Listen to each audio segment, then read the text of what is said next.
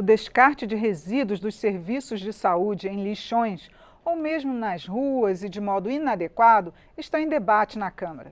Parlamentares discutem os riscos sanitários e a necessidade de enfrentamento. O deputado Carlos Gomes, do Republicanos do Rio Grande do Sul, ele propôs uma audiência pública e ele enfatiza que os resíduos do lixo hospitalar podem conter substâncias tóxicas e micro-organismos que podem produzir doenças infecciosas. Apesar disso, o parlamentar, que é presidente da Frente Parlamentar Mista em Defesa da Cadeia Produtiva da Reciclagem, alerta que a maioria dos municípios brasileiros não possui um plano de gerenciamento desse tipo de resíduo.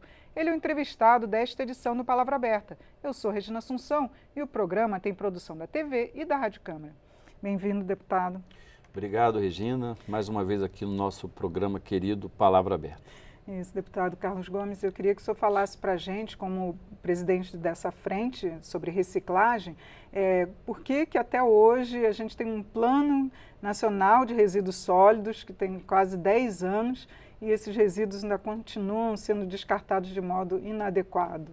E também não houve o fim dos lixões, como previa esse plano, né? Ainda tem muita coisa para nós trabalharmos sobre o tema dos resíduos no Brasil. O fato é que a Lei 12.305 de 2010 trouxe de fato um marco regulatório de como o Brasil, a partir do próprio país, do Estado a nível nacional, dos estados e municípios, pudessem tratar esses resíduos.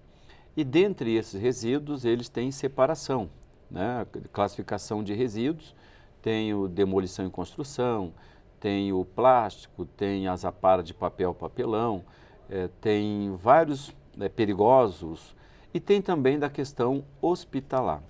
E no caso da audiência pública foi para debater em específico os resíduos gerados dentro das unidades hospitalar, clínica, também lugares, farmácias, estão todos no mesmo bojo.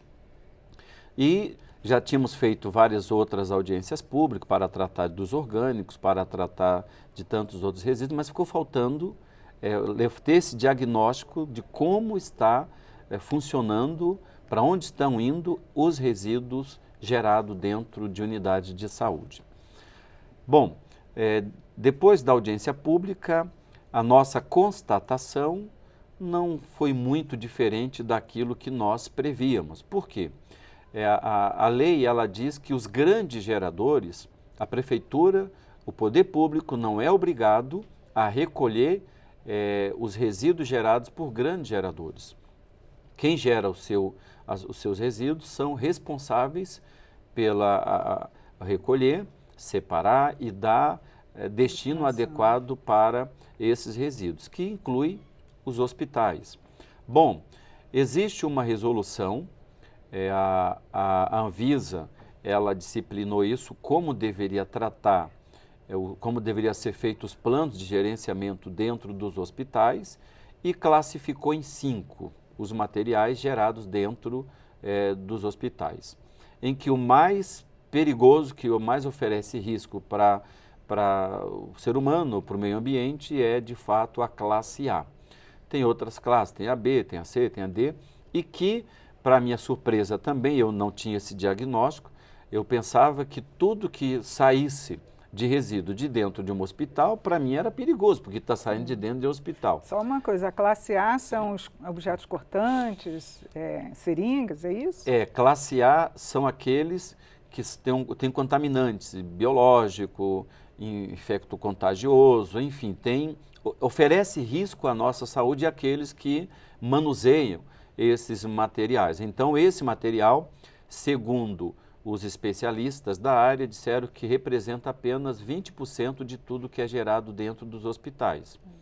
Os outros 80% é tratado e tido como resíduos normais, que uma vez segregado, os hospitais, as casas de saúde poderão, e na minha opinião deveriam, chamar as cooperativas, aqueles que triam, até porque se há a separação dentro do hospital, já deveria levar diretamente para os galpões de triagem, para que eles pudessem deixar separado e fazer a comercialização ou a transformação.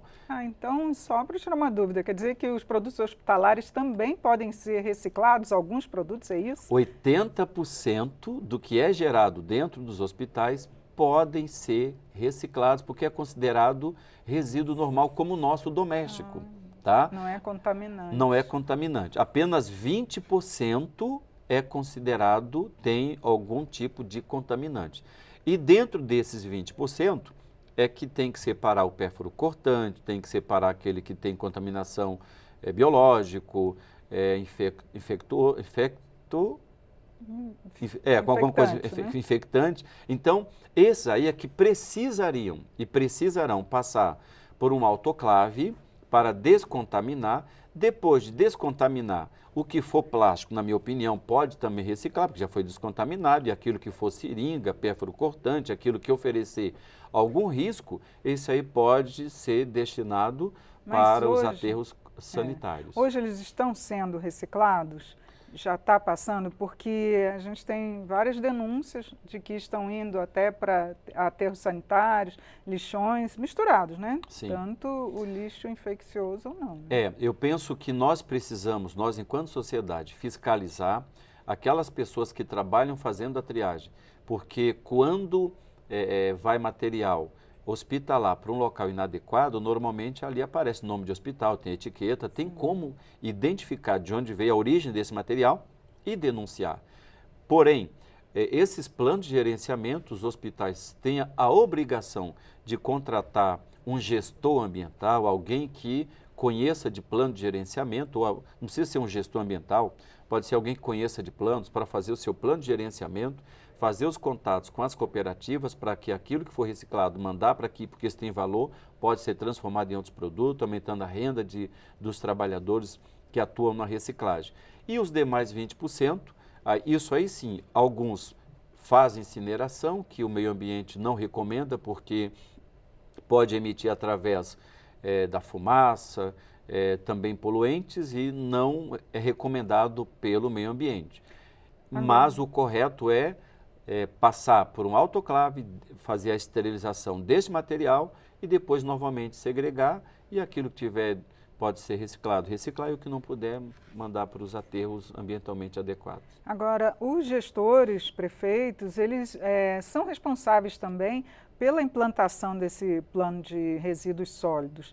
Aqui o senhor atribui, até hoje não consegui realmente implantar, fazer essa diferenciação, encaminhar para a reciclagem, já que hoje a gente já tem um número bem maior de cooperativas de reciclagem. Bom, os prefeitos também, os estados, têm que fazer os seus planos, porque os municípios são grandes geradores. Tem municípios que já fizeram seus planos, estão funcionando, estão implantando as coletas seletivas, estão fazendo, instalando galpões para a triagem, compactação. Outros ainda não têm. A alegação é que muitos municípios dizem que não têm recursos para isso.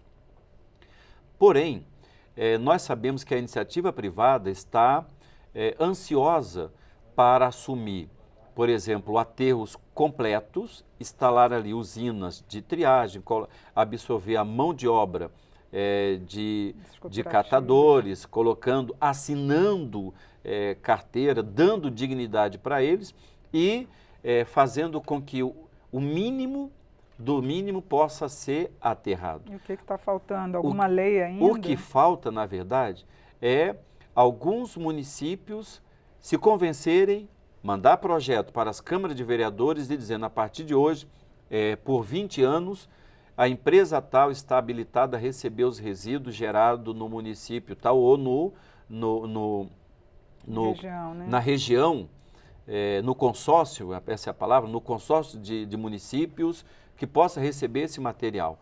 Então, o que está faltando são prefeitos ousados, porque já tem empresas, tem empresários que, se o município passar para ele claro, ele tem que ter uma segurança que vai ter esse material por 20 anos para ele viabilizar os investimentos que irá fazer nessa planta, que vai de 30 até 60 milhões de reais.